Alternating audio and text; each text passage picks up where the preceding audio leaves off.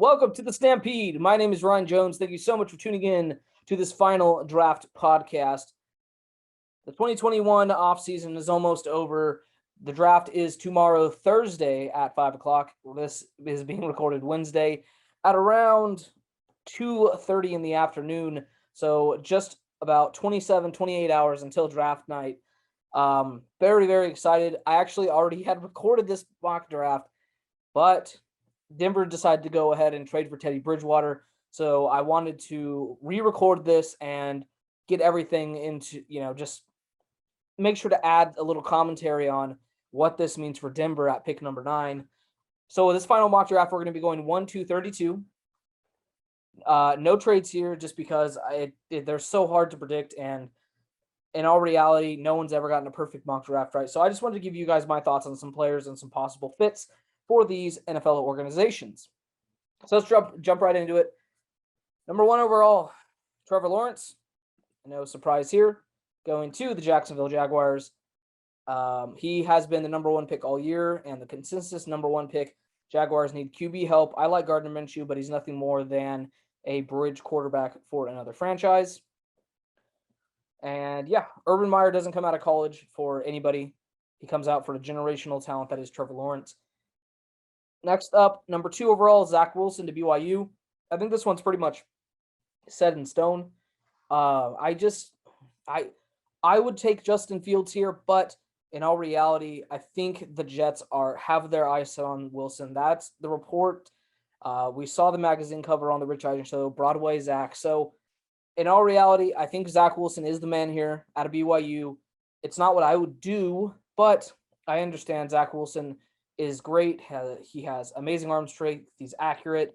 He has this ability to throw off platform and go away from his first read. He is a true number 1 type of quarterback. He also could be in contention for the number 1 overall pick, but he just isn't my quarterback number 1. But I understand. Next up, number 3. I think this is where the draft really actually starts. San Francisco is in talks to draft Mac Jones. They're in talks to draft Trey Lance. I'm going to do what I would do. I would take Trey Lance here. If those two are the options that they've narrowed down to. Personally, I think Justin Fields would be the best quarterback to fit, but for some reason he is sliding down some teams' draft boards. I don't get the Mac Jones thing. He doesn't have a good arm. It's okay, but it's not as he doesn't have as much arm talent as the other 4 quarterbacks that we are talking about being taken high. And he also has, I'll talk more about Mac Jones when I actually pick him later in the draft. So, and I'll just leave it at that. Trey Lance is only 19 years old, coming out of a Division II school. He dominated at that level. He's probably going to need a year to develop, so that means you can keep Jimmy Garoppolo, and then you can trade him a year later when Trey Lance is ready. Really take a Patrick Mahomes, Alex Smith approach to this thing, and hopefully Trey Lance. I think whatever quarterback, whether it's Trey Lance or Mac Jones, is going to end up being fine for the Niners. But I would swing for the fences here because then you'll have a perennial all-pro type of player with Trey Lance coming into year 2. Next up, pick number 4, the Atlanta Falcons. I'm going to take Kyle Pitts. I think that the first 5 picks of this draft are actually pretty set in stone of what's going to happen. Kyle Pitts, reports came out today that reports came out actually yesterday that he didn't think that he thought Atlanta would take a quarterback. And then reports come out today that Atlanta have their eyes set on Kyle Pitts. So either Atlanta's trying to bait somebody into trading up here for a quarterback or Kyle Pitts, or they're actually set in stone and they're rolling with Matt Ryan for a few more years. I like Kyle Pitts. He's probably the best player in this draft overall. He's going to be a mismatch nightmare. He's going to line up. He's not going to be able to be covered by anybody. Safeties, linebackers, corners. It doesn't matter who you match up on him. They're not going to be able to cover him.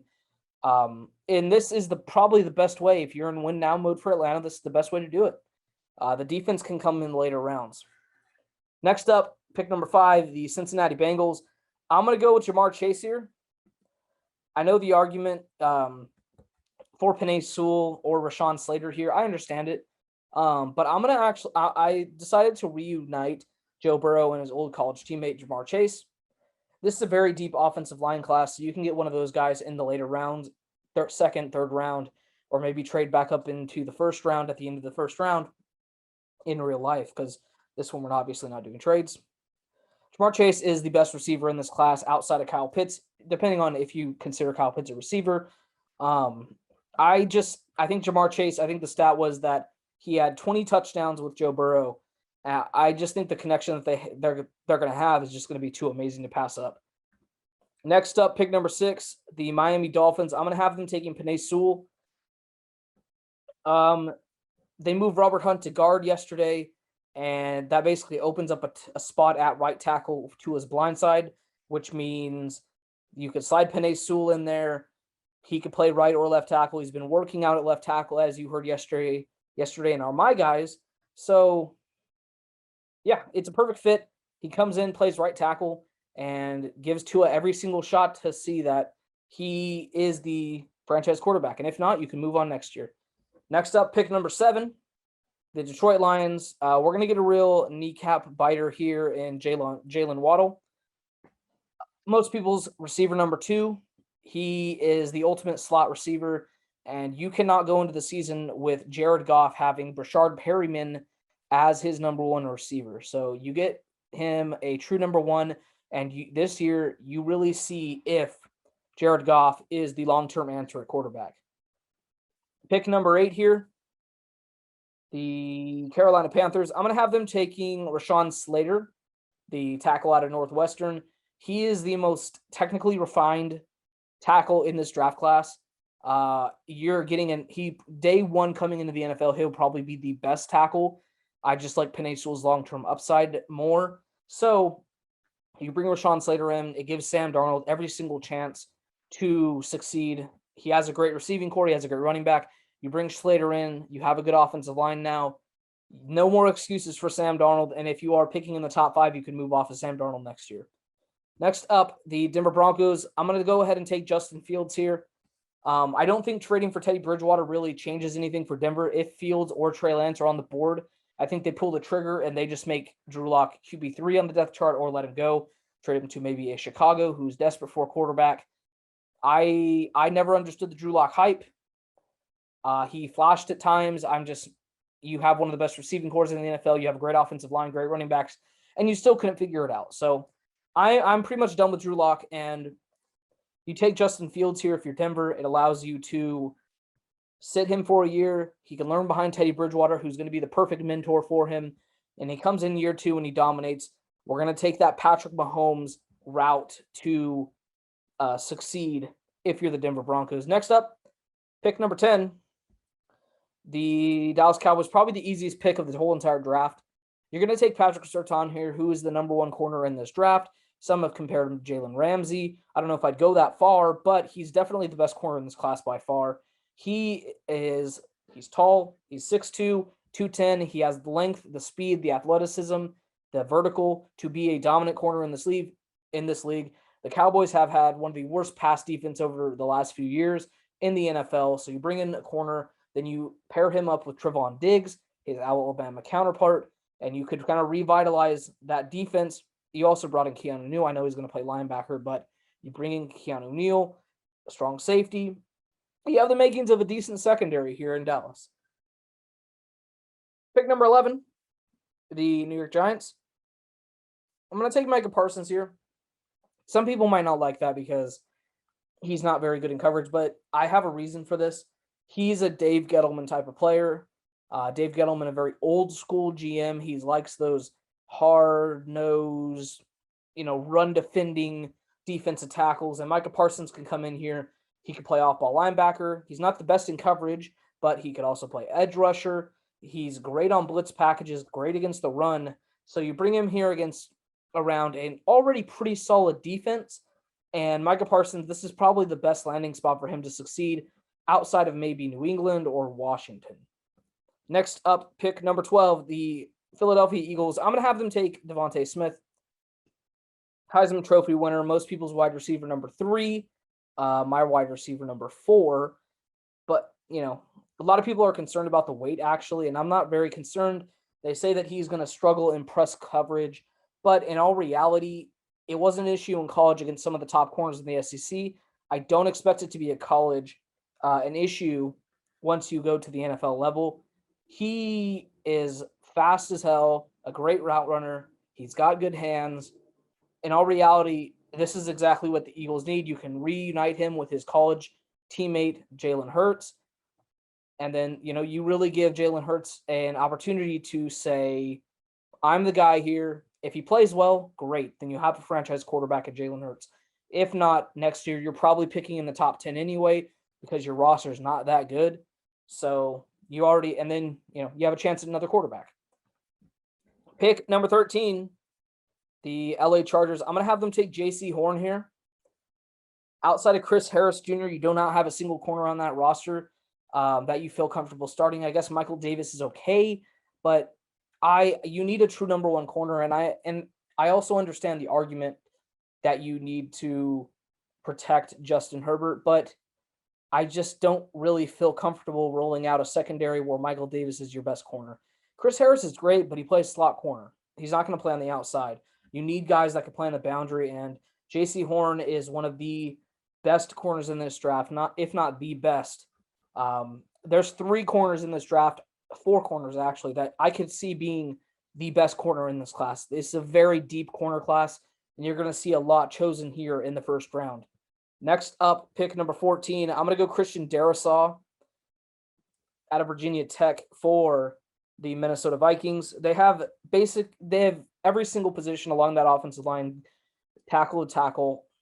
They have issues. So you take a versatile offensive lineman like Christian Darrisaw, and he can play tackle or guard. Prefer him at tackle, but if you feel like you're confident in your tackles, you move him inside the guard. And I think in all reality, it gives you the best chance to win now, solidifying that offensive line.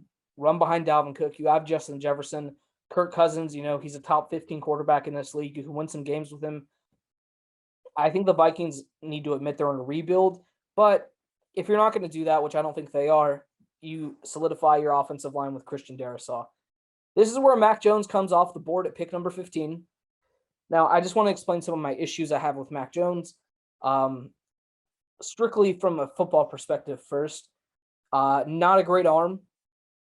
He's played in the easiest college offense. I do think he's a better quarterback than Tua, but then again, I wasn't very high on Tua coming out last year either. He also has 2 DUIs. I think that's something that teams should be concerned about. I don't care if you drink, but you shouldn't drink and drive, and I think that shows poor judgment. I'm surprised that Mac Jones isn't getting the Baker Mayfield treatment, where Baker was completely crapped on the entire draft process by everyone because of that one police video where it ended up being nothing at all. But Mac Jones can have 2 DUIs, and there's also a photo of him, I think, doing blackface. So there's definitely some concerns with Mac Jones that I'm not going to overlook. And I just don't know if he's going to be able to be a successful NFL quarterback.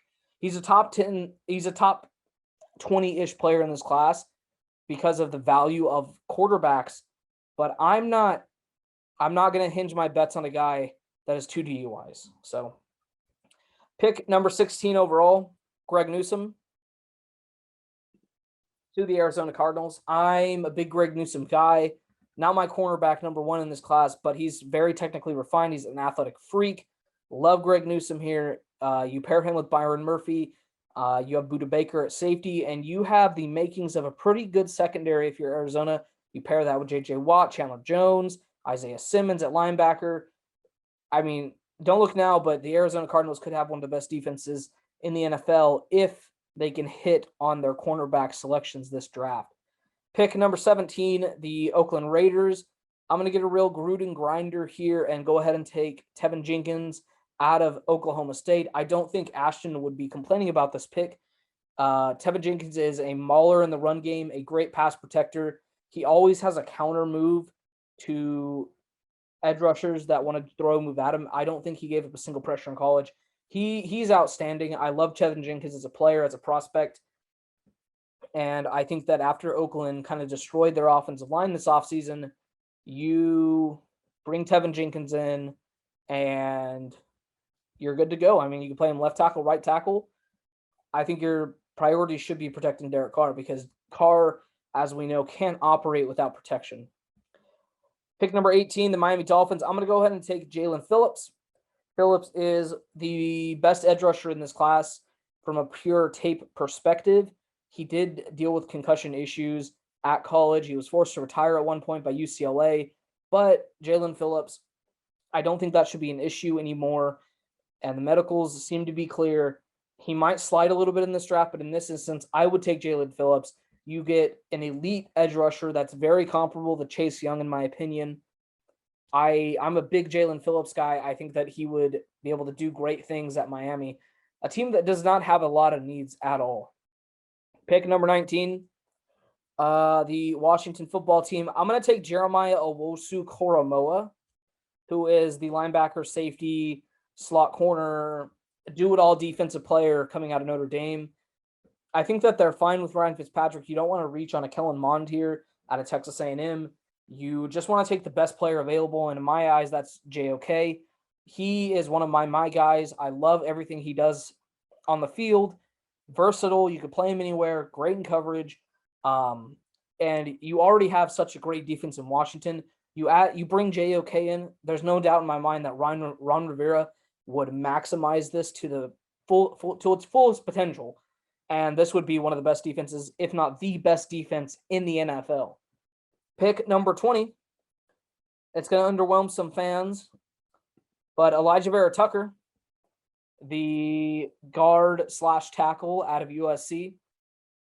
My mindset for this pick is just to make Andy Dalton as comfortable as possible, and you have issues all along the offensive lines, tackle and guard, so you could bring Elijah Vera Tucker in, and he could basically play any position along the offensive line. You make Andy Dalton as comfortable as possible, and maybe you can make a playoff push to maybe get in and lose in the wild card round if you're the Bears. Unfortunately, they miss out on the quarterbacks at the top of this class. Next up, the Indianapolis Colts. I'm going to go Samuel Cosmi here. I don't know why this board has him as the 36th best player. He's not. He's a top 25 player in this class, a great tackle. He'd probably be the best tackle in a previous year's class, but this class of tackles is just so stacked. You can't go into this season with Sam Tevi as your starting left tackle. Ask Charger fans how that worked out for them. Justin Herbert, Philip Rivers running for their lives. Samuel Cosmi is great, and you want to make, once again, you want to make Carson Wentz as comfortable as possible, and then see if he can kind of revitalize his career as a franchise quarterback. Next up, pick number 32, Rashad Bateman is going to be my pick for the Tennessee Titans. Bateman is my wide receiver number 2. I'm a big fan of him. He is 6'2", runs a 4.4, 4.3. He can catch, elite route runner. He could basically do it all as a wide receiver, and you pair him up with A.J. Brown and Derrick Henry, and this offense is unstoppable. I know that defense is a priority. There's just not a corner that I would take here if I'm the Tennessee Titans. That being said, I'm going to take a corner now, one pick later, for the New York Jets, and let me explain why. Caleb Farley, there's an 80% chance that he will be fine and good to go and play football, but there's also a 20% chance that his career as a football player could be over. If you're the Jets, now that you have your franchise quarterback and you hit really good on last year's draft, and maybe even the year before that, you had some hits and misses that one, but the last few years, you've done a good job at drafting. It's just been the coaching staff here. Adam Gase is, as we know, one of the worst coaches in the NFL. So you can afford the risk here to have the potential best cornerback in this draft at pick number 23, Caleb Farley, who obviously there's always that injury risk, but I would be willing to take a chance if I'm the Jets here. He would instantly be the best corner on your team. Next up, pick number 24, probably going to shock some people here. I'm going to take a running back in the first round and go Najee Harris. You don't have that many needs if you're the Steelers. Offensive line and running back are the only needs you have, and there's no lineman that I would be willing to take here. So I'm going to take Najee Harris and call it a day. He's the best running back in this class by far, and with the departure of James Conner, it makes the most sense. Pick number 25, Christian Barmore to the Jaguars. Barmore's an interesting player. He's definitely the best defensive tackle in this class, but it's a very weak defensive tackle class, so I'm not sure if we're looking at him with rose-colored glasses or not. I don't know where he would stack up in previous drafts or next year's draft.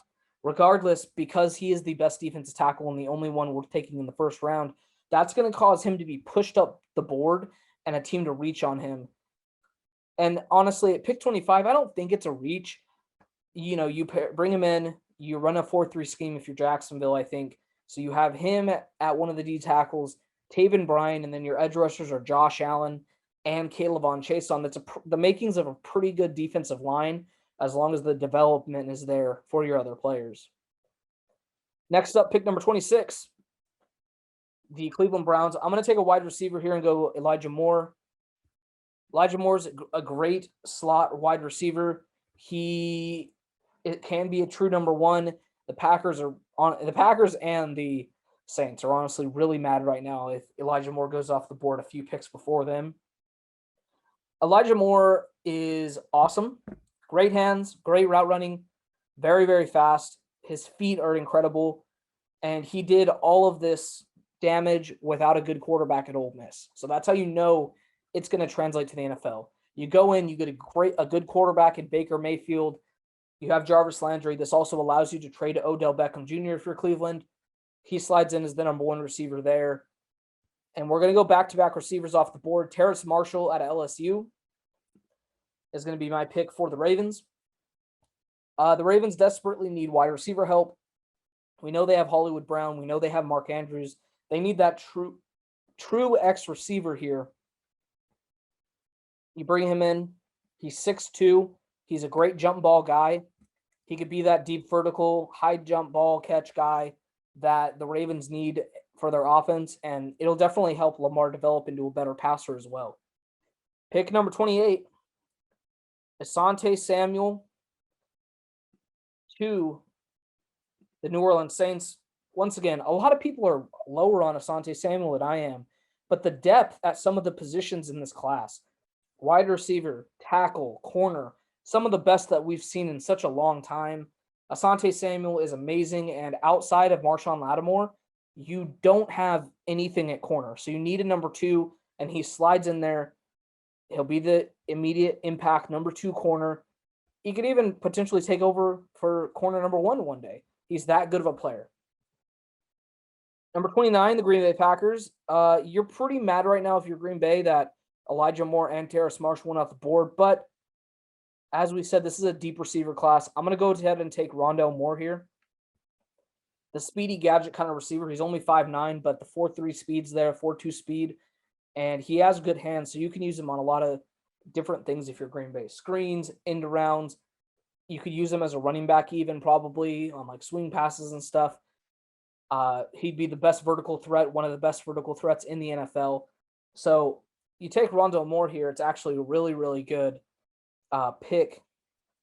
I know Green Bay fans are going to be kind of disappointed that you miss out on Elijah Moore, Terrace Marshall, even Rashad Bateman if maybe he falls, but Rondale Moore is a really good consolation prize. He'd be the best receiver in a lot of classes. He's very comparable to Henry Ruggs from last year. And let's move on to the Bills Mafia, number 30 overall. I'm going to go with Ifeatu Melifonwu. I know I butchered his first name, but his last name, I nailed it. The athletic freak out of Syracuse. Melifonwu is about 6'2", if I'm not mistaken. I can check right here. Yeah, 6'2", 215. So he could even play safety if you want him to, but he has the length, the size, and the athleticism to play boundary corner. We see a run on corners and receivers right now, but that just shows how deep this class is. Once these top guys are gone, in the later rounds, it's going to be harder to come by. Ifeatu Melifonwu is an absolute stud, and outside of Tre'Davious White, you don't have anything there at corner two. I don't trust Josh Norman long-term, and I don't think the Bills Mafia should either. Bolster that secondary. You don't need a running back. You're fine in run defense. You re-sign Matt Milano to a long-term extension. You could also see an edge rusher here if you're the Bills, but I'm going to opt for corner, which is a more valuable position. Pick number 31, the Baltimore Ravens back on the clock after taking Terrace Marshall. I'm going to take Kwity Paye here. who's the best remaining edge rusher on the board. I could honestly see Baltimore taking 2 edge rushers with their first 2 picks. That's how much help they needed edge. They let all their edge rushers go.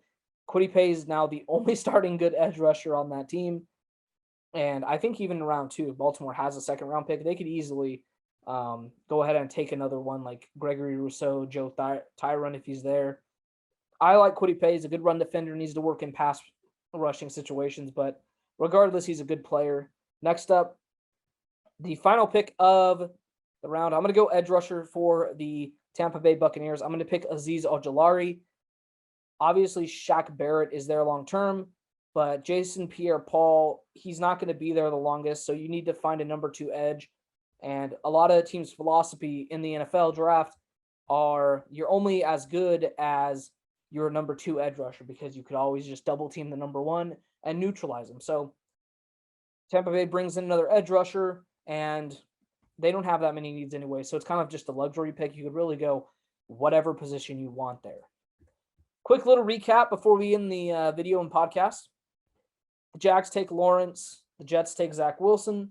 49ers Trey Lance. The Falcons take Kyle Pitts. The Bengals go Jamar Chase. Miami takes Penei Sewell. The Lions take Jalen Waddle. Carolina takes Rashawn Slater. Denver goes Justin Fields. The Cowboys take Patrick Surtain. Micah Parsons goes to the New York Giants. Devontae Smith to the Eagles. J.C. Horn to the Chargers. Christian Darrisaw to the Minnesota Vikings. Mac Jones to the Patriots. Arizona takes Greg Newsome. Raiders take Tevin Jenkins. The Dolphins take Jalen Phillips. Washington takes Jeremiah Owusu-Koramoah. The Bears take Elijah Vera Tucker. The Colts take Samuel Cosme. The Titans take Rashad Bateman. The Jets, with their second first-round pick, take Caleb Farley. The Steelers take Najee Harris. The Jaguars, with their second first-round pick, take Christian Barmore. The Browns take Elijah Moore. The Ravens take Terrace Marshall with their first of their 2 first-round picks. The Saints take Asante Samuel. The Packers take Rondale Moore. The Bills take Ifeatu Melifonwu. The Ravens take Kwity Paye with their second of their first-round picks. And the Buccaneers take Azeez Ojulari. So thank you guys so much for listening to the Stampede and watching on YouTube. No matter what platform you're listening on, do yourselves a favor, do me a favor, do everybody a favor that listens to the show. Provide feedback for us. I want to know how we're doing here at the Stampede so you can, get better content. You provide feedback to me and the rest of the boys who aren't here right now, but you provide feedback to us and it allows us to improve upon what we're doing. So let us know how we're doing in the comments down below. If you're listening on Spotify and Apple Podcasts, please go over to YouTube, subscribe, and let us know how we're doing. Same thing if you're watching this on YouTube. Go over to Spotify and Apple and let us know how we're doing over there. We want as much interaction as possible. We want as much feedback as possible so we can, let us know how we're doing. Thank you guys so much for watching and listening to Stampede. I will see you guys next time.